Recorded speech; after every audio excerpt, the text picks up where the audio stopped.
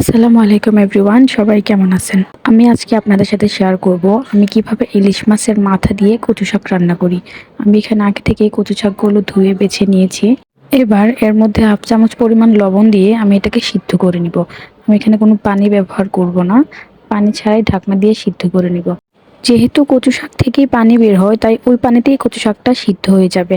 দেখুন, সিদ্ধ হয়ে গেলে একটা ডাল ঘুটনি দিয়ে আমি এটাকে ভালোভাবে মিশিয়ে নিচ্ছি। এ পর্যায়ে আমি একটা কড়াইয়ে তেল গরম করে নিব। এখানে আমি সয়াবিন তেল এবং সামান্য পরিমাণ সরিষার তেলও ব্যবহার করেছি। তেলটা গরম হয়ে আসলে আমি দিয়ে দিব পেঁয়াজ, রসুন এবং কাঁচামরিচগুলো। এই রান্নায় তেলটা আমি একটু বেশি ব্যবহার করেছি। এবার পেঁয়াজ, রসুন এবং কাঁচামরিচগুলো ভালোভাবে ভাজা হয়ে গেলে দিয়ে দিব হাফ চামচ হলুদের গুঁড়ো, দিয়ে দিব হাফ চামচের থেকেও একটু বেশি লবণ। এবার দিয়ে দিচ্ছি ইলিশ মাছের মাথা। এবার সবকিছু একসাথে আবারও ভালোভাবে নেড়ে নিয়ে দিয়ে দিব সামান্য পরিমাণ পানি। ইলিশ মাছের মাথার সাথে কচু শাকের এই রেসিপিটা সত্যি অনেক মজাদার।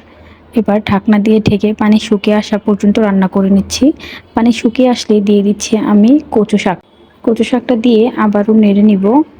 বলে রাখছি, আপনাদের যদি আমার রান্নার ভিডিও একটু ভালো লেগে থাকে তাহলে প্লিজ আমার পেজে একটা ফলো দিয়ে যাবেন। কচু শাকটা যখন প্রায় হয়ে আসবে তখন আমি এর মধ্যে দিয়ে দিচ্ছি লেবুর রস। এখানে আমি অর্ধেকটা লেবুর রস ব্যবহার করেছি। আবারও ভালোভাবে নেড়ে নিচ্ছি। কচু শাক রান্নায় যেহেতু গলা চুলকানোর একটা আশঙ্কা থাকে, তাই লেবুর রসটা দিতেই হবে। রান্নাটা আপনাদের কাছে কেমন লাগলো কমেন্ট করে জানাবেন। ধন্যবাদ।